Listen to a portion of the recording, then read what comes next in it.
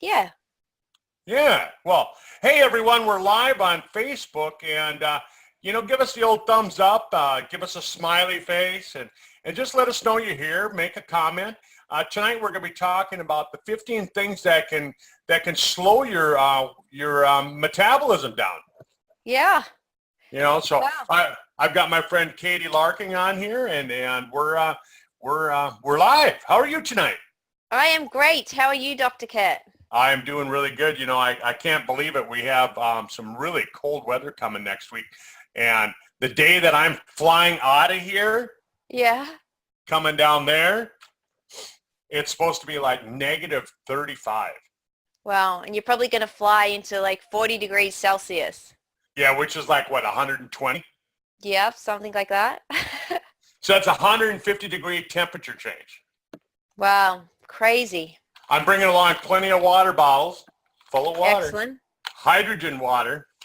Excellent. Yeah, I'm excited. Katie, thanks for being here every week and sharing your knowledge on fitness.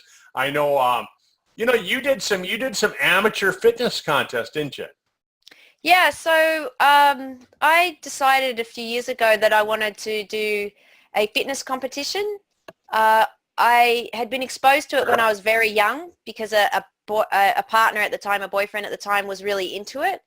And I thought there's something that I could never do. And then I thought, I'd give it a go. And they had an over 40s fitness competition. And so I started training for it and thought, I'm going to give it a go and do my best. And because, as people get older, they tend to think, oh, well, I'm too old. And so I'm the type of person, I don't want to have that attitude that it's just old age. For me, that doesn't sit well. I want to keep improving myself all the time. And even as I get older, get fitter and better and just constantly improving because, you're either going in one direction or the other.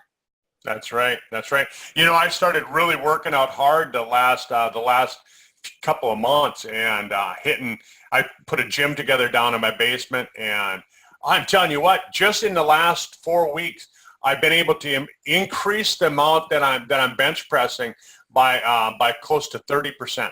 Wow. And have you been using the H2 stick to do that? Every day. I'm consuming 2 H2 sticks. I'm using the Sizzle Ripped. I take everything. Yeah, great products. Great. So let's get started with our presentation. Shall I do a screen share? Let's do it. Let's get started. Okay. Hey, everybody, give us a comment on Facebook while Katie's bringing up the slideshow. Give us a comment on Facebook. Tell us what you like, what you don't like, give us a thumbs up, give us a smiley face, whatever you want to do here. All right. Actually, let me just try this now. It wasn't showing the screen to share. There we go. My bad. Okay, here we go. Thanks everyone for being patient. Right. Can we see this? We can. Excellent. All right. So 15 things that slow your metabolism, Kurt. So this is a reference from WebMD site. And so we just put this information together and we're going to share that with you today. So the first one, Kurt, that can slow your metabolism, genetics plays a big factor, obviously, in, how we look and feel and also our metabolism. So metabolism is how your body changes food into energy. And if your body is slow at burning calories while you're at rest or sleep, you probably got that from your parents through your genes. What do you think of that, Kurt? Well, I think genetics has a lot to do with it. I think too many people use metabolism as their excuse. They say, oh, I have slow metabolism. Yes. Really, if they sat down and really looked at it, they're probably just eating too much for the amount of energy that they burn in a day. If they're only burning, if you're burning 1,000 calories a day and you're consuming 1,100, you're going to add weight. You're going to add weight. Exactly. It doesn't matter what your genetics are. That's not a genetic problem. Yep. So we don't want to use that as an excuse. And so we can use exercise and obviously watch our diet there. So the next one we have here is hormones. So hormones can put the brakes on the body's energy use. Some conditions like underactive or overactive thyroid and diabetes cause hormonal imbalance that can affect your metabolism.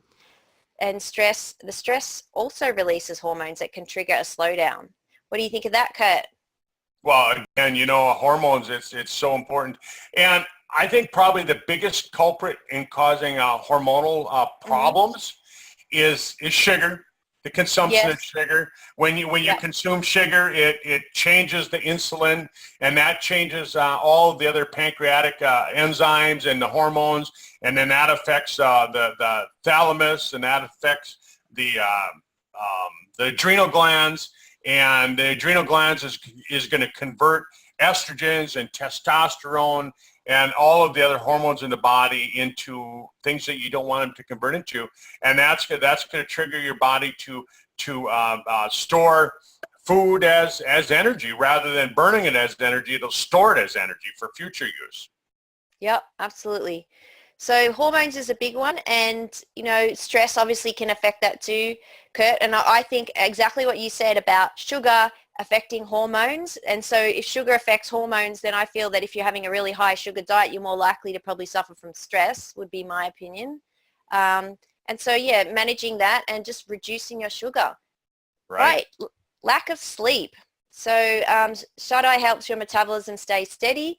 When you toss and turn after a night, it's harder for the body to use energy well, which can make conditions like diabetes and obesity more likely, or can make them worse. So, Kurt, how are you with sleep, and what do you think about this? We just did a talk on this on the doctor's call 2 weeks ago, and we talked about circadian rhythm. And a lot of people, when you talk about different rhythms, the internal clock that your body has, I think a lot of people just automatically think of their clock that controls their sleep. But you have different clocks in your body too. You have a clock that controls your liver. Even your muscles have different clocks. It's better to do different kinds of exercise at different times of the day, and it all has to do with a lot with evolution, how we've evolved as humans, as we've evolved as animals. But sleeping is really important, because if you aren't getting the proper sleep, then what happens is that the hormones get messed up. And like we were talking about when we talked about the last slide with the hormones, it's going to cause the cortisol levels to get screwed up. Cortisol is a adrenal gland hormone, and that one will mess up just about everything. And I think that we've got people watching the clock so much that they forget that before there ever was a clock, what was your body's natural rhythm? And your body's natural rhythm was, in the morning, it was that sunshine shining right in your eyes. That's the best way to wake up. So you should have your bed facing a way where the sunshine will come through the window and shine in your eye, and that's a great way to wake up in the morning. I think a lot of times at night we tend to sit here on our computers and we look at the computer screen right before we go to bed. It messes up your sleep. It messes up the melatonin, and it makes it so you can't sleep good. I know a lot of people, especially kids, the younger generation, they go to bed with their cell phones in their hand. They're laying in bed before they fall asleep, reading emails and whatnot, text messages, and it really messes up this whole sleep clock. So that's just my thought. Yeah. Well, Kurt, what about if somebody doesn't sleep that well? They suffer from a bit of insomnia, or they only need 4 or 5 hours sleep a night. I mean, it says here, according to WebMD, you need 7 to 9 hours sleep. Is it possible to still be healthy on less? Yeah, and again, it's all built in, and this is where genetics does have a play in it. Right. Some people really do have genetics where they just don't need as much sleep. They don't need that 7 to 9 hours of sleep. They might only need 6 hours of sleep per night. And as you get older, you tend to need less sleep. Maybe it's because your metabolism has gone down, but you tend to need less sleep, and your clock is set a little bit differently. But they've shown that interrupted sleep is actually worse for you than short sleep cycles. So if you're sleeping, say 6 hours, that's better for you than sleeping 2 hours and waking up, sleeping 2 hours and waking up again. That's actually worse for you. Okay, great, good tips there for everyone. Okay, so the next one is metabolism is how your body changes food into energy. If your body is slow at burning calories while you're at rest or sleep, oops, this is a duplicate. There we go, skip that one. Sorry about that. Strict diet. Okay. This is actually really a big one. You know, I know that being in the fitness industry that a lot of people go on diets and they really reduce to get up on stage for the level of body fat that you need to get down to. The calories really go down. It's very restrictive, and so that can really mess with people's metabolisms. And the other thing is people who are yo-yo dieters, Kurt, who go on, you know, reduce their calories severely and then go back up and down all the time. So what do you think about that? Yeah. Well, we see it all the time, right? Take a look at all the celebrities that are promoting all these diets, right? And you'll see people like Oprah. One year she's skinny, the next year she's not. Then she's skinny, then she's not. And I'm not picking on her. I'm just saying that we see that a lot with people is that they go on these diets, and what happens is they don't change their lifestyle. They go on a diet, and they never make a lifestyle change, one that they're gonna stay with. And so what happens is that you do see the metabolism going up and down. You do see that the diet goes up and down, and so we really need to figure out what kind of diet works for you, because we're all different. Yeah, absolutely. Good tip. All right, this is an interesting one, Kurt. They're suggesting so trendy salt. Sea salt is a darling for foodies and chefs.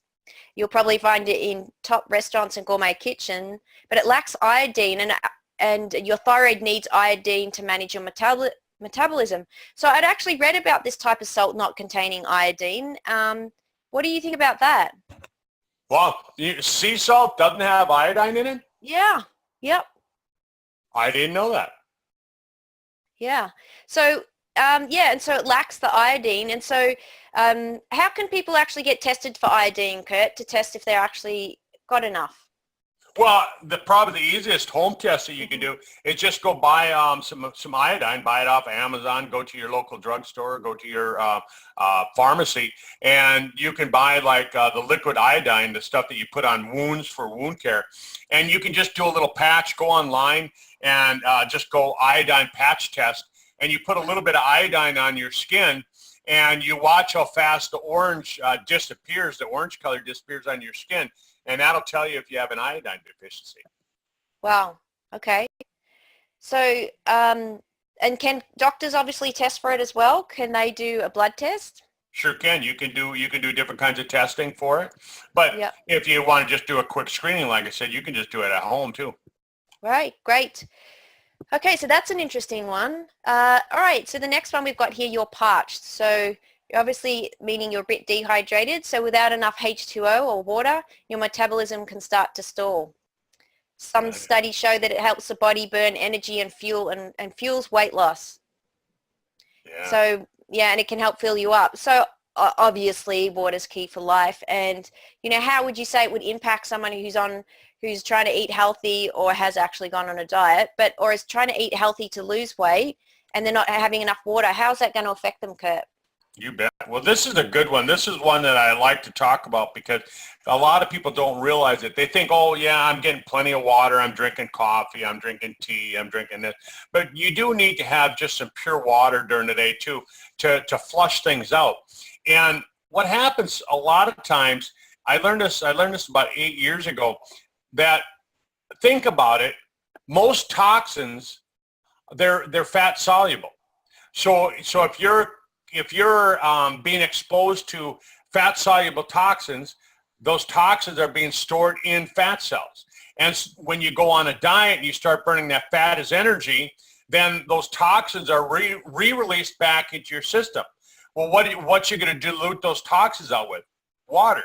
And so if you aren't getting enough water, then those toxins are staying concentrated, and they're going to cause more problems. So what happens is that your body will hang on to those fat cells really, really tightly. If you've got a toxic body, if your toxic load is real high, you're going to find that you're going to lose weight really more difficult than other people, because your body's hanging on to those fat cells because they're loaded up with toxins. This is one thing that a lot of people don't realize. And so when I had patients in my clinic that were having a lot of difficulty, we do a couple tests to find out how toxic they were for heavy metals, different things like that. And then we could help them get rid of we could do a detox, and then it would speed up the whole metabolism again. Wow.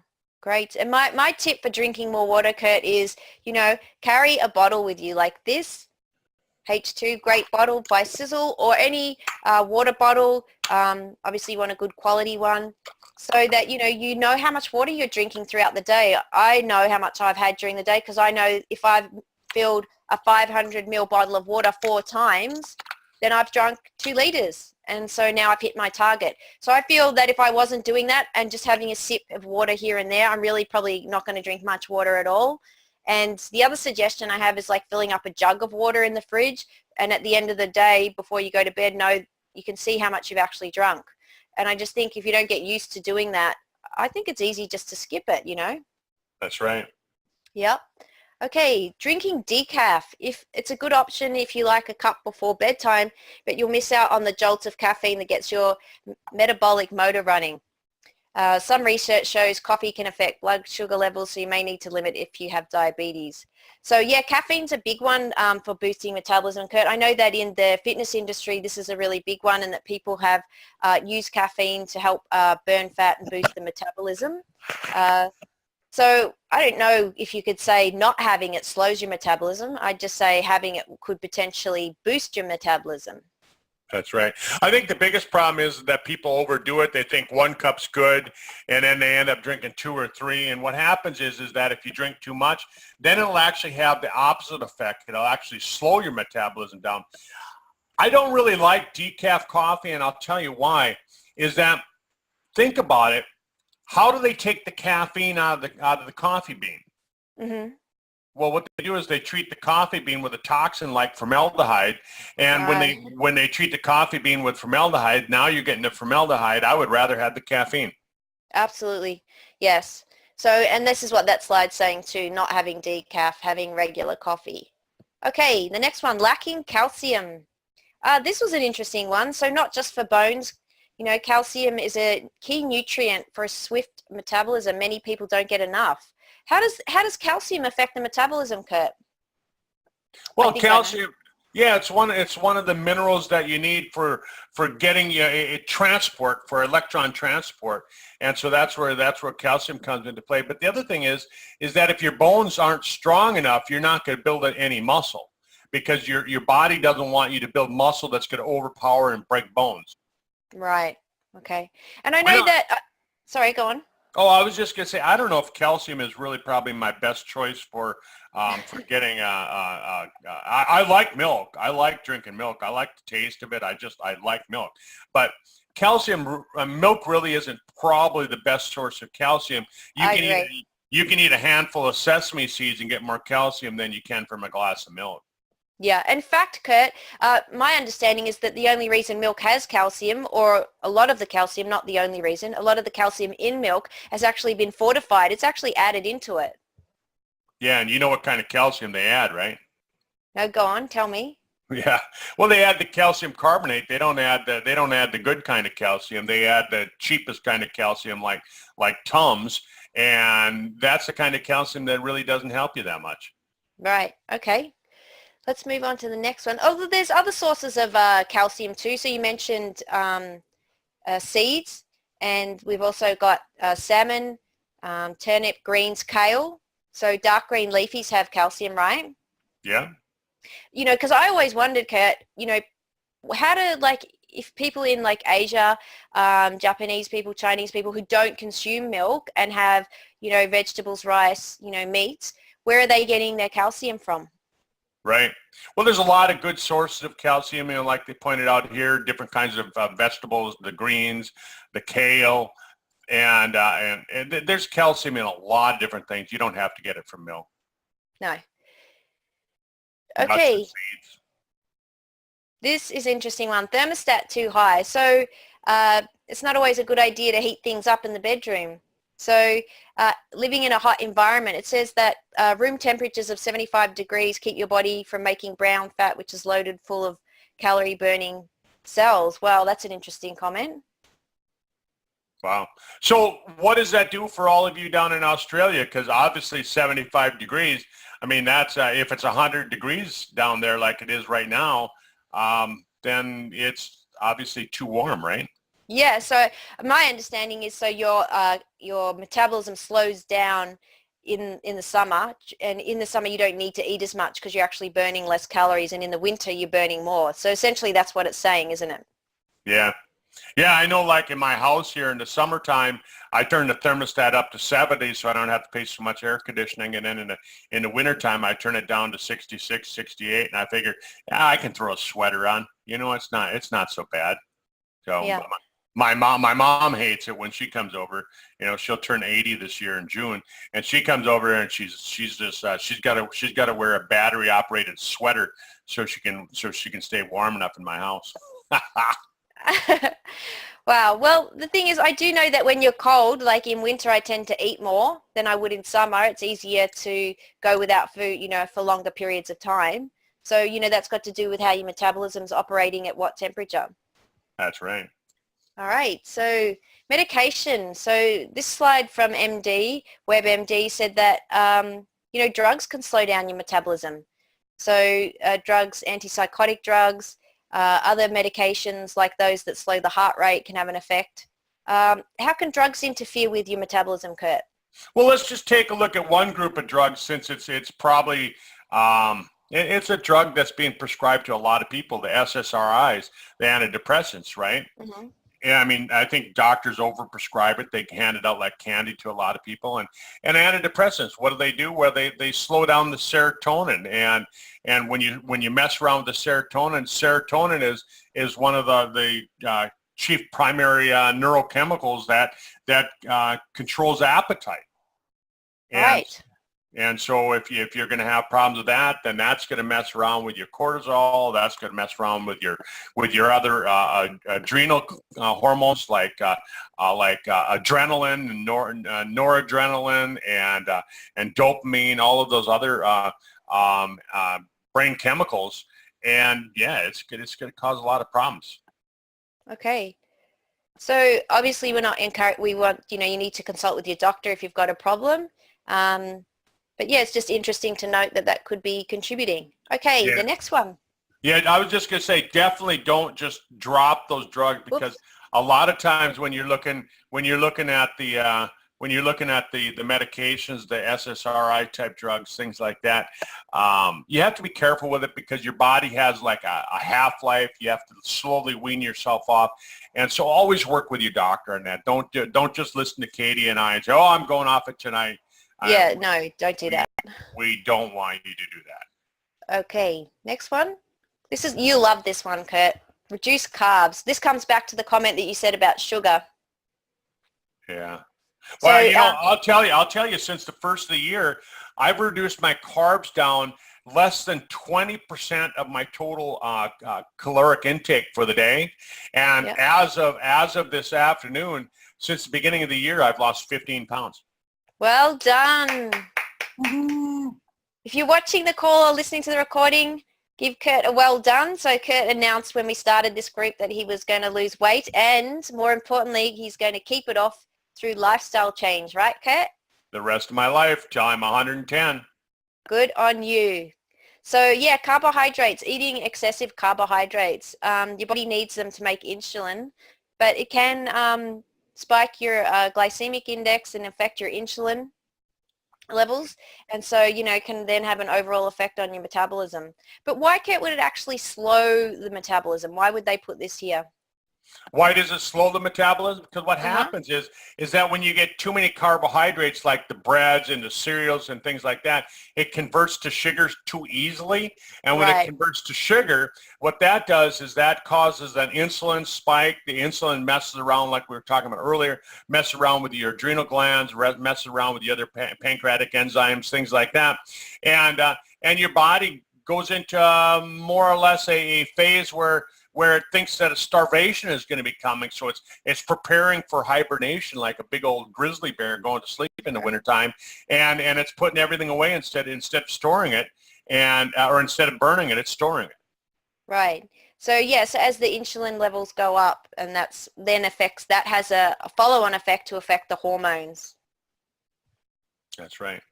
And if you Okay. go back to the call that we did on the Sizzle Doctor Clinic on the circadian rhythm, you should be eating your sugary carbohydrates like breads. You should be eating them 2 to 3 hours before you eat a meal with protein, because it also messes around with the serotonin.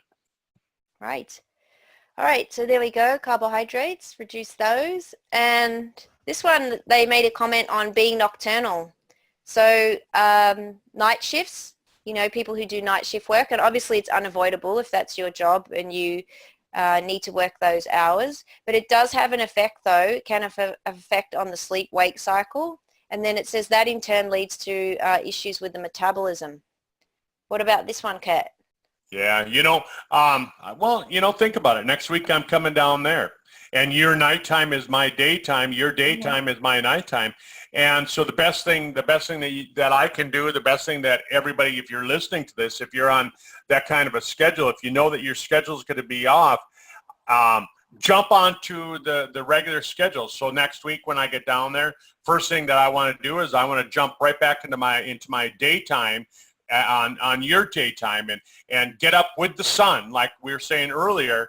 Let the sun shine in your eyes to wake you up, because that resets that clock. And of course, when you get back to your regular schedule, when I get back to America at the end of the month, then I got to do it all over again, and I got to get my schedule back into sync with where I am now. Right. Okay, good tip there. Next one. Changing meal times. So skipping meals, grabbing a bite here or there, eating at different times all the time. And I guess that also is an indication if someone's doing that, they're probably very busy, maybe even stressed. It says shifting meal times can wreak havoc with your metabolism. Yeah. Well, I don't know. We're hearing a lot about this intermittent fasting, and I love it. I love doing intermittent fasting 2 or 3 times a week, 4 times a week. And what it does is basically resets those clocks in your body and makes it so that your body burns fat as energy. And that's actually good for you. But what they're talking about here is more of kind of that social lag that you have, or jet lag that you have. And a lot of that is because here we are, we've gone through the week. Everybody's been going to work Monday through Friday. They've been putting in the 9 to 5 or the 8 till 4 or whatever they do. And all of a sudden, yay, it's Friday night, and they're going to stay up all night, and they stay up till 3 o'clock in the morning. And now they mess their schedule up by doing that. And they do that Friday night and Saturday night, and then all of a sudden Monday they got to go back to work. Yeah, like it says here, it increases your risk of heart disease. It increases your risk of having all sorts of problems. That's why they say most heart attacks actually happen on Monday mornings. Wow. I thought it was because people just don't like Monday. That could be it too, but no. Stress, big one, huge. This is huge. So if you're in a stressful situation, your body makes more of the hormone called cortisol, and it's meant to give you a quick boost of energy. But, if you're really stressed all the time, then it's that fight or flight response, isn't it? And then it keeps the cortisol level high, and it makes your body harder to maintain insulin levels, which can put the brakes on your metabolism and can make weight gain worse, I guess. Yeah. Well, and part of it too, is that when we're looking at stress, this is the thing that a lot of people don't realize. If it's real stress, like if I'm going through some stressful time in my life, something happens and it's really stressed me out. But a lot of times what happens is that people have those memories of something that happened to them in the past. And so now it causes that perceived stress. Mm-hmm. So that they're always feeling like they're in stress. And so whether it's real stress or perceived stress, it has the same effect. Your thalamus doesn't know the difference. The part of the brain that is the controlling part of your brain, it doesn't pay any attention. It just knows that there's stress, whether it's real or perceived. Yeah, and so the best way to obviously manage stress is to, practice meditation, mindfulness, finding things that you enjoy that help you relax, take your mind off things. And yeah, what's your tips there for managing stress, Dr. Kurt? How did you manage your stress when you were going through like rehabilitation from your accident? I mean, that's a different type of stress. That's stress from, well, it's not. It's stress from pain, which leads to other types of stresses. But how did you manage, like what techniques would you use to manage it? I think back then, Mm-hmm. and I'm going back, I'm jogging the memory on that, because you just tend to block it out. But Sure. in a lot of ways, I look back at it now, and I probably didn't do as good at managing the stress as I thought I did. Always Mm-hmm. thought that I was pretty good at it, Mm-hmm. but really, in reality, I look at it now, and I probably held a lot of it back in. And it wasn't until I started working with people Mm-hmm. that I started realizing that that's my stress reliever. I really like working with people. I like helping other people. I find if I can be helping people, it helps me because I don't dwell on what's going on in my life that way. Yeah, And that's true. yeah, it gets me to refocus, and then working out, Yeah. going into my gym and punching on the punching bag and going for walks with my dog and all those little things like that, they make a huge difference. Yep. Great. Okay, and this is the last one. So a high-fat diet. So eating lots of fatty food like greasy burgers and buttery goodies is never a healthy idea. It changes how your body breaks down foods and nutrients.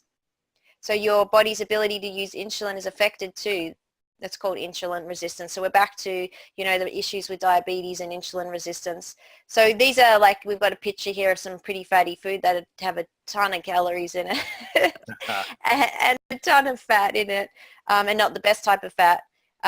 So yeah, what's your feeling on this one, Dr. Kurt? Well, I think this slide is a little bit off. I'd have to say that I don't totally agree with it. Mm-hmm. Because if you start looking at all the research on the keto diet, they're really showing that it's actually healthy for you. But what they're talking about here is bad fat, right? Yeah, that's right. It's different, right? They're not Yeah, talking about the fats that you're consuming. yeah. And when you take a look at if you take a look at the research that was done back in the 50s and 60s, especially in the 60s, they actually found that the companies that produce sugar, like American Crystal Sugar and some of these other companies, they were actually paying the researchers to say that, to put the blame on fat. And they were getting the researchers to point the fingers at the fat. And really, in reality, if we look at the research says that the fat is better for you than the sugar. And when you look at insulin resistance, and this is why I'm disagreeing with this slide, the fat doesn't cause insulin resistance. Right. Sugar does. So this slide is way, way off. So WebMD, yeah, you're wrong, WebMD. so you could completely debunk this one then. I would take, if I could put the red slash mark across this slide, you'd see it right now. You know what? It's really interesting because there's so much information on the internet, right, that you can read and share. And this is where people get confused, isn't it? It is, because you find one article that says it's good for you, find one article that says it's bad for you. And but this, when you look at this though, this one really is, it's a bad slide. And again, it goes back to the research that they're showing now. And we talked about in the Sizzle Doctors Clinic call a couple weeks ago, where we talked about sugars. And yeah, there's too much. But having said all that, I think that I guess the one takeaway from this would be it's really the type of fat. So like if you're talking about the fat from you're on a keto diet and we know that it's high fat. You're not consuming like French fries and baked deep fried cheese and stuff like that. That's not where you're getting your fat sources from. Oh no, I'm eating avocados and I'm eating I'm eating olive oil and fish oils and good oils, so. Yeah, great. Anyway, so that was the conclusion of the 15 slides from WebMD. So there's a few interesting ones in there, a couple we didn't agree with, Yeah, and we all got our opinions on how things work, but yeah, the only one that I'd really say is a bad one would be the one where they blamed insulin resistance on fat. That's wrong. That was off. True. That's wrong. True. No, thumbs down on that one. Anyway, great. So some good takeaways there. So hopefully you found that interesting. And we look forward to seeing you next week. I reckon next week, Dr. Kurt, we should do one on where you get the hidden sugar and how it actually affects you. Where do you get hidden sugar and how does it affect you? Are we going to have a call next week? Remember next Saturday, we're going to be doing that presentation down in Brisbane. Yes, that's right. We're hoping, we're hoping we'll have someone to fill in for us. But if we don't, it'll be the following week. Actually, no, you mightn't be available. Actually, we're not sure. Dr. Kurt, just for those watching the webinar or the recording, is coming to Australia. When are you coming? Thursday next week. Next Thursday. Yep. I'm leaving here on Tuesday, and I'll get there on Thursday. Yeah, he's leaving in a couple days. So we're going to have a little bit of a different schedule potentially for this coming month. And but, you know, we're going to do a bit of live stuff with you, aren't we, when you're here in Australia? You got that right. We'll do some live presentations and live meetings, and yeah. And then I know Michael's going to record the presentation I do on old without age. Excellent. All right. Well, thank you everyone for joining us today, and we will see you next time. Bye. All right. Bye.